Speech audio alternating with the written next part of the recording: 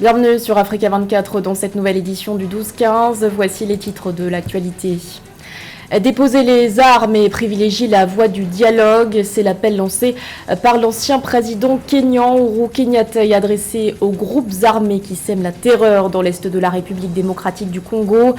Le médiateur désigné de la communauté d'Afrique de l'Est qui était en visite à Goma le 15 novembre. Le rapport sur la santé économique de la CEMAC, un rapport présenté par la Commission économique pour l'Afrique des Nations Unies, qui a par ailleurs appelé au renforcement du secteur manufacturier. Et puis la nécessité de tisser un partenariat gagnant-gagnant entre l'Afrique et la France. C'est ce que prône Pierre Moukoko, auteur de Relations Afrique-France, les gâchis français, plaidoyer pour un changement de paradigme dans la politique africaine de la France, paru aux éditions L'Harmattan. Il sera avec nous en fin d'édition pour en parler. Mais tout d'abord, le parti Les Démocrates obtient gain de cause au Bénin. La Cour constitutionnelle a tranché ce 17 novembre en faveur du mouvement qui participera bien aux élections législatives du 8 janvier 2023. La juridiction avait été saisie par l'ancien chef d'État Thomas Boni Yayi, également président d'honneur du parti, après la décision de la Commission électorale nationale autonome. La Sénat avait en effet invalidé la liste du parti dirigé par Éric Koundété, en cause un dossier incomplet.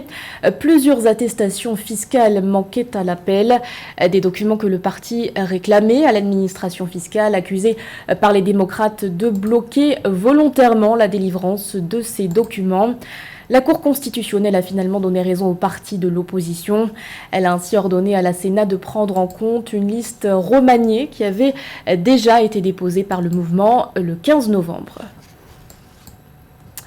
Retour sur la visite de l'ancien président kényan Uhuru Kenyatta en République démocratique du Congo.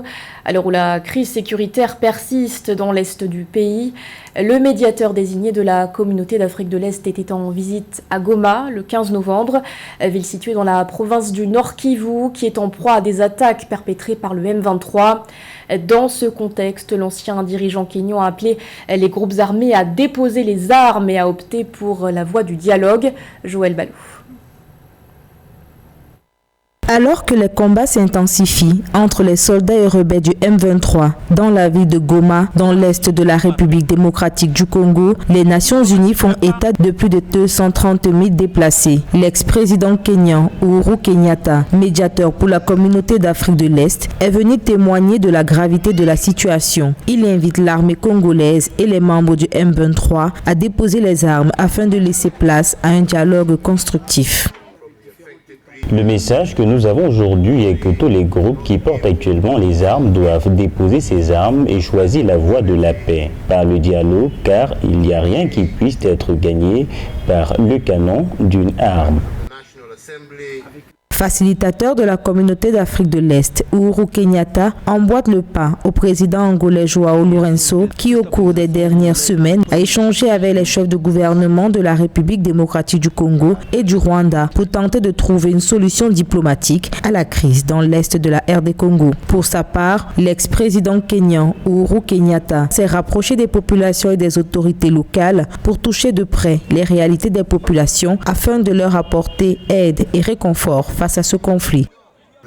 À tous, on s'adresse de la même manière. Baissez les armes, faites taire les armes et rejoignez le processus politique. J'espère que nous pourrons contribuer à apporter une paix durable au peuple de ce pays qui est également pour le peuple de l'EAC, de l'Afrique et du monde.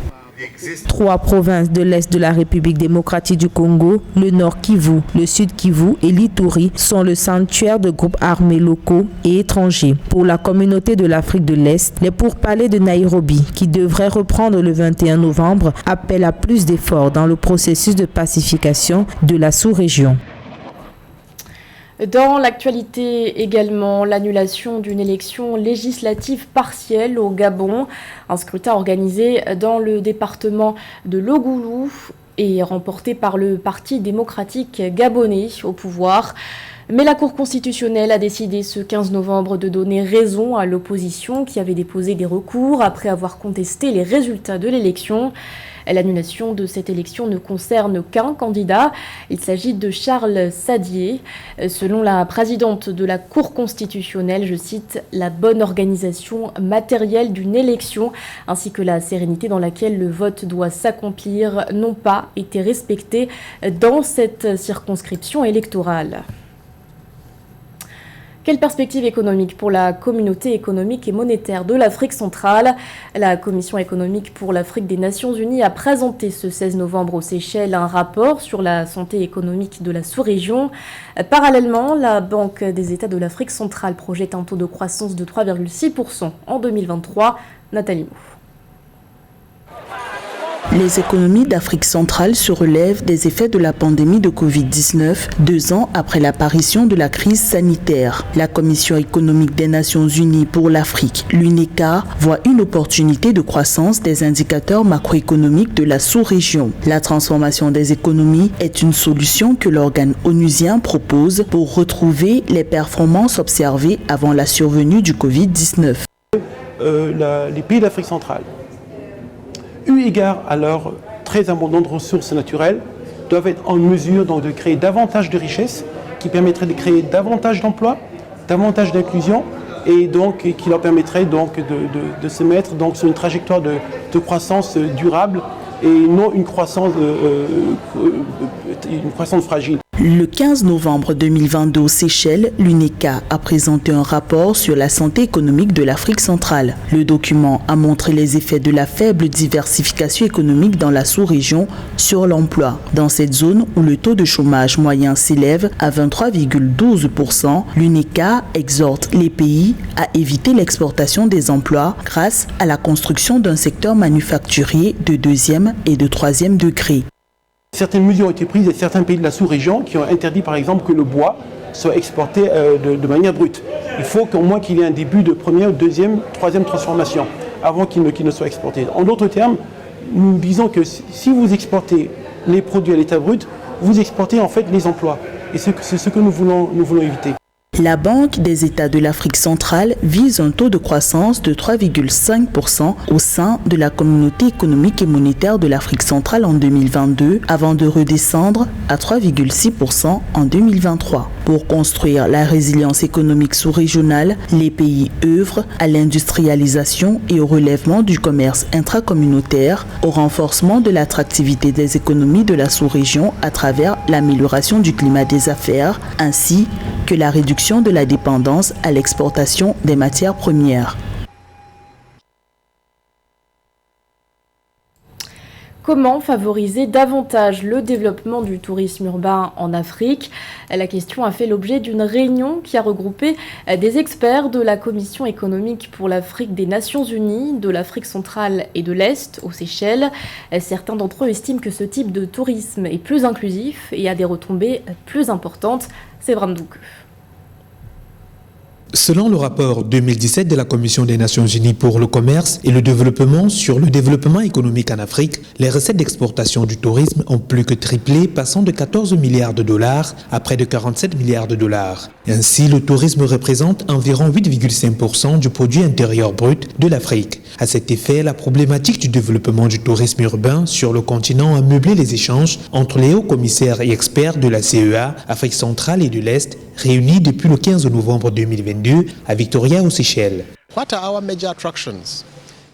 Quelles sont nos principales attractions en Afrique? Nous n'avons surtout que la faune avec les animaux sauvages et la plupart des Africains les ont vus et les connaissent déjà. Ceux qui vivent sur la côte connaissent la plage et leur dire d'aller à la plage n'est pas une attraction.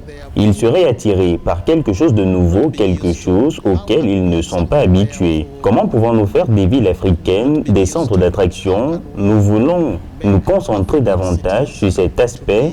Les zones urbaines ne sont pas seulement des zones où les gens dorment et se rendent ensuite dans les zones rurales et les parcs pour visiter, mais des zones urbaines attractives.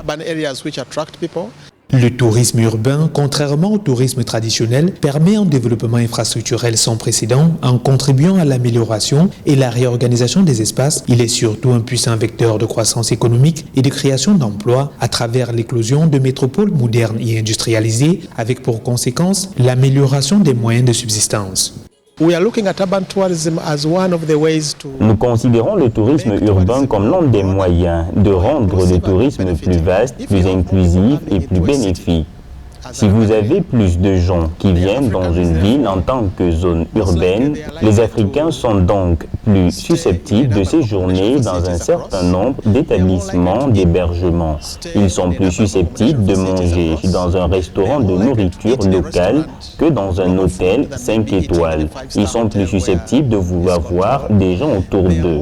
C'est pourquoi je dis que le tourisme urbain a un effet de retombée plus important. Véritable vecteur de développement, le tourisme urbain, sur la dernière décennie, a permis un boom économique dans certains pays africains, à l'instar de l'Afrique du Sud, du Maroc, de l'Égypte ou encore de l'Éthiopie. C'est un ouvrage qui s'adresse à la fois aux acteurs sociaux, économiques, politiques, mais aussi aux jeunesses africaines et françaises. Relations Afrique-France, les gâchis français, plaidoyer pour un changement de paradigme dans la politique africaine de la France. C'est un essai soulignant la nécessité pour les deux parties d'établir un partenariat gagnant-gagnant. Son auteur, Pierre Mokoko, est avec nous pour en parler. Bonjour Monsieur Mokoko. Bonjour Madame, merci de me recevoir. Merci d'avoir accepté notre invitation. Les relations entre la France et ses ex-colonies se fragilisent et vont bientôt aboutir à un divorce. C'est la mise en garde que vous lancez dès l'introduction. Au vu de l'actualité dans certains États comme le Mali ou le Burkina Faso, où le sentiment anti-français s'est amplifié, est-ce que le divorce n'est pas déjà entamé? Alors, pour certaines personnes, le divorce est fait. J'ose espérer que ce n'est pas encore tout à fait fait, bien évidemment. Mais il y a des raisons qui entraînent ces révoltes. Et c'est là où se situe le problème. J'ai comme l'impression que la voix des Africains n'est pas écoutée, parce que la France reste sourde et muette à ces sollicitations qui sont pourtant légitimes. Pourquoi reste-t-elle sourde et muette? C'est une très bonne question. Et je pense qu'il y a des mauvais conseillers qui disent ce qu'il ne faut pas faire et au président successif, hein, je crois, parce que l'Afrique va mal parce que la France a tout fait et fait tout pour que l'Afrique aille mal, bien évidemment. Ça n'enlève en rien à la responsabilité des Africains qui doivent travailler eux-mêmes pour s'en sortir, puisque personne ne viendra les aider. Le 28 novembre 2017, le président français Emmanuel Macron donnait un discours à Ouagadougou, discours durant lequel il avait évoqué sa volonté d'établir un nouveau partenariat entre l'Afrique et la France. Près de 5 ans plus tard, est-ce que vous avez constaté un changement au niveau des relations? Pas du tout. Moi, je pense que dans cette affaire, les propos du président Macron, moi, respectueusement, je pourrais les considérer comme des divagations. Parce que il n'y a pas de réelle volonté? Oui, la volonté de méconnaître l'intelligence des Africains, oui. Parce que la situation est quand même très grave, très grave. Je me suis permis de travailler pendant 2 ans et demi pour écrire ce livre, où j'ai détaillé tout, parce que je me posais la question, pourquoi ce désamour? J'ai découvert tout ça et j'ai envoyé mon livre au président Macron, qui l'a bien reçu, l'Élysée l'a bien reçu. Aucune nouvelle. Aucune nouvelle. Et c'est la même politique. Depuis le général de Gaulle, tous ses successeurs continuent la même politique criminelle qui affame les Africains. Et en plus, qui méprise les Africains. Et maintenant, ça suffit. Pourtant, il y a quand même des initiatives politiques qui ont été mises en place. Le sommet de Montpellier, par exemple, où il a reçu la jeunesse africaine. Alors, moi, je veux bien le sommet de Montpellier. Et après, qu'est-ce qu'il y a eu? Rien du tout. J'ai comme l'impression que la France reste sourde et muette aux sollicitations des Africains, légitimes des Africains. Je me permets de radoter pour le dire. La situation est très grave parce que la France est en train de perdre l'Afrique. Et il y a des raisons. Il est temps que la France se réveille. Et je précise quand même une chose. On parle de la France, mais en réalité, ce sont les hommes et les femmes politiques français qui font tout et n'importe quoi. Ils posent des actes inimaginables en Afrique. L'Afrique est devenue leur terrain de jeu. Ils posent des actes qu'ils n'aimeraient pas qu'on pose en France. Ce que je décris dans ce livre, j'ai beaucoup d'amis français qui n'étaient pas au courant de ça. Même moi, je n'étais pas au courant. J'ai travaillé pour découvrir tout ça. Et en réalité, ce livre, je me permets de le dire, s'adresse aux jeunesses africaines et aux jeunesses françaises parce que c'est l'avenir des deux espaces de civilisation afin que ces deux jeunesses puissent, chacune de son côté, désactiver ces politiques qui nous gouvernent, du côté Afrique et du côté France. Et quelles sont donc vos pistes pour que l'Afrique retrouve sa souveraineté économique et politique? Eh bien, il faut continuer le combat, démocratiquement bien évidemment. La France finira par l'entendre. Cette souveraineté que les Africains réclament viendra tôt ou tard. La France n'aura pas le choix. La France est en difficulté. La France, ses caisses sont vides. La France n'a plus les moyens d'être le gendarme de l'Afrique. Et en plus, il y a des pays émergents qui arrivent. La France est écartée. Et là, elle perd l'Afrique. Justement, en parlant de pays émergents, l'Afrique est aujourd'hui dans une dynamique de diversification de partenaires économiques. La Chine est devenue le premier partenaire économique du continent.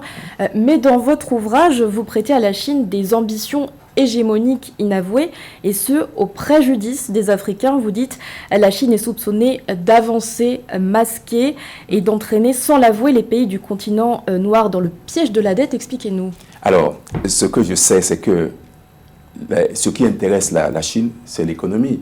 Ce sont les matières premières des Africains. Ils essaient de profiter des défaillances de la France pour essayer de tromper la religion des Africains. Moi, je veux bien que la Chine vienne, mais ce n'est pas tout à fait ma tasse de thé, la Chine. Hein. La Russie, c'est pareil. Sans vous mentir, je préfère la France, mais pas n'importe quelle France, la vraie France. Celle-là qui a une mission civilisatrice de développement, d'aider de développement de ces anciennes colonies. Celle-là, je veux bien, cette France-là, mais pas celle qu'on nous sert aujourd'hui, qui continue à s'entêter alors qu'il y a tout pour s'en sortir, discuter avec les Africains, écouter les Africains. Parmi les thématiques abordées dans votre ouvrage, il y a aussi le volet coopération militaire. Le président français Emmanuel Macron a officialisé récemment la fin de l'opération Barkhane. Il a toutefois assuré que la France poursuivra son soutien militaire au Sahel. Quel est votre avis sur le sujet? Écoutez, moi je veux bien que le président Macron dise ce qu'il veut. Est-ce qu'il a écouté les Africains? Les Africains sont aussi intelligents que n'importe qui. Les Africains ont des doléances très claires. J'ai comme l'impression qu'ils n'ont pas été écoutés. Ils n'ont pas été écoutés et les Africains, malheureusement, sont en train de s'engager dans un combat que je ne souhaite pas, bien évidemment. Parce qu'il est encore possible qu'on s'entende. Ce divorce-là qui est en train d'arriver, on peut l'éviter. Et c'est ce que je souhaite. C'est ce que je souhaite à la seule condition que la France accepte de discuter avec des Africains d'égal à égal et favorise une relation gagnant-gagnant. Merci beaucoup Pierre Moukoko d'avoir accepté notre invitation. Je rappelle que vous êtes l'auteur de l'ouvrage Relations Afrique-France, les gâchis français, plaidoyer pour un changement de paradigme dans la politique africaine de la France. Ce livre n'est plus disponible. Il n'est plus disponible puisque j'ai retiré tous les droits à mon ancien éditeur, mais il sera plus enrichi en début 2023 avec un nouvel éditeur, Sinop Édition, avec un nouveau préfacier. Merci beaucoup pour toutes ces précisions. Dans l'actualité sportive à présent, déception pour les supporters des Lions de la Teranga. Sadio Mané ne participera finalement pas au Mondial 2022 qui s'ouvre dans quelques jours au Qatar. Le Ballon d'Or africain a déclaré forfait. Une information divulguée ce 17 novembre par la Fédération sénégalaise de football. En cause, sa blessure au péroné droit lors d'un match disputé le 8 novembre sous les couleurs de son équipe, le Bayern Munich. C'est dans un premier temps le sélectionneur des Lions, Aliou Cissé, s'était montré optimiste. Le médecin de la sélection, Manuel Afonso, a finalement annoncé que l'évolution de sa blessure n'était pas favorable. Il précise par ailleurs que l'ancien joueur de Liverpool doit prochainement subir une intervention chirurgicale. Ce journal a été réalisé par l'ensemble de la rédaction. Merci de votre fidélité. L'actualité continue sur Africa 24.